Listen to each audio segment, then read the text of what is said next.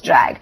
But let's focus in then on International Paper, talk a little bit about their numbers. The exceptional items is what boosted profits, but the top line growth was muted. We've got Rampraveen Swaminathan, Chairman Managing Director, International Paper, joining in.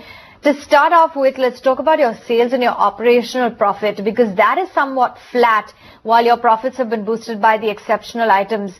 What are the highlights of the earnings in Q4? Well, I think Q4 was a pretty stable quarter. It was an improving quarter in many ways. If you look at our revenue line, sequentially quarter-on-quarter revenue grew by 5%, which has generally been consistent, we think, with the way the markets are moving. Year-on-year has been a more flattish quarter for several reasons, which I'll kind of cover later.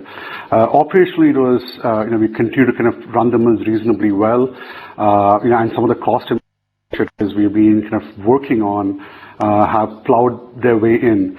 At an EBITDA level, which kind of is our largest way of measuring earnings improvements and earnings quality, EBITDA actually improved 200 basis points year-on-year, and was pretty consistent with the sequential quarter.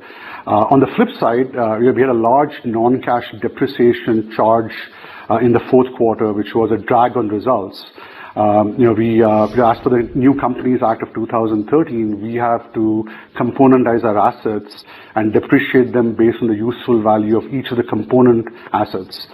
So we took a pretty hard look at that in the fourth quarter, both internally and with some external resources, and we are normally prudent about issues like that.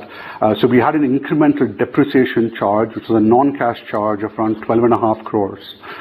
Pair that off, and I think you will see that EBITDA and kind of profits were generally up 20% year-on-year, and we're pretty much in line with the earlier quarter. So it really was,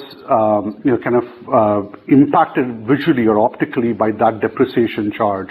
Apart from that, we kind of continue to maintain, I'd say, the momentum from the earlier quarter.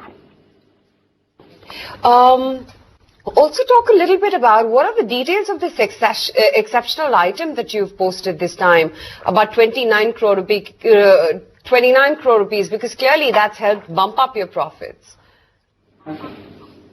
Yes, and I think the two things there.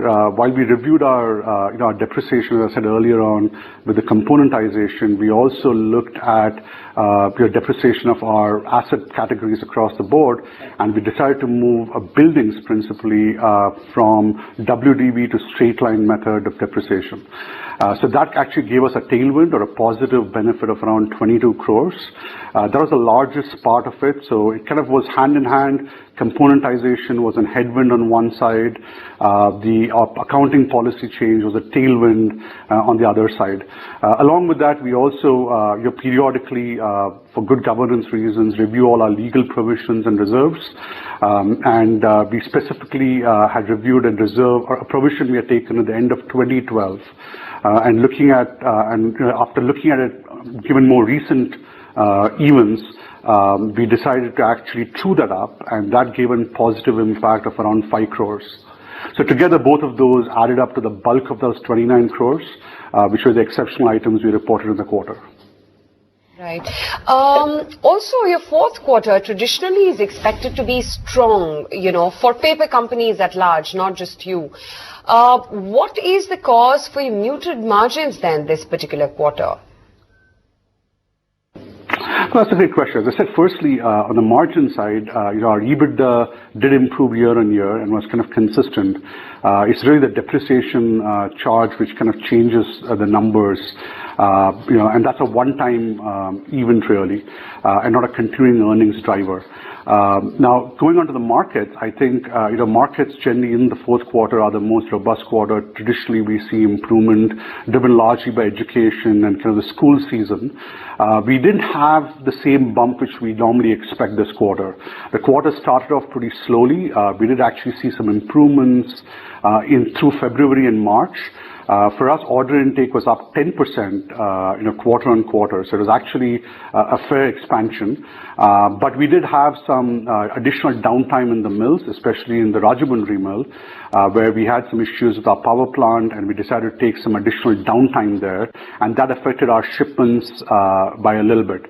So we've actually seen shipments grow by 5%.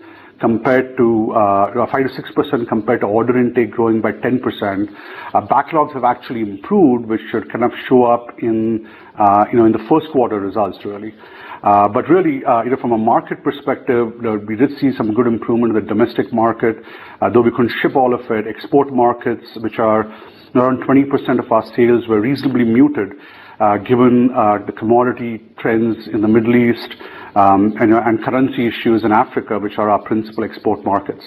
But overall, it was not a quarter which we expect or which is traditional to the paper industry. And what is the demand scenario for the industry?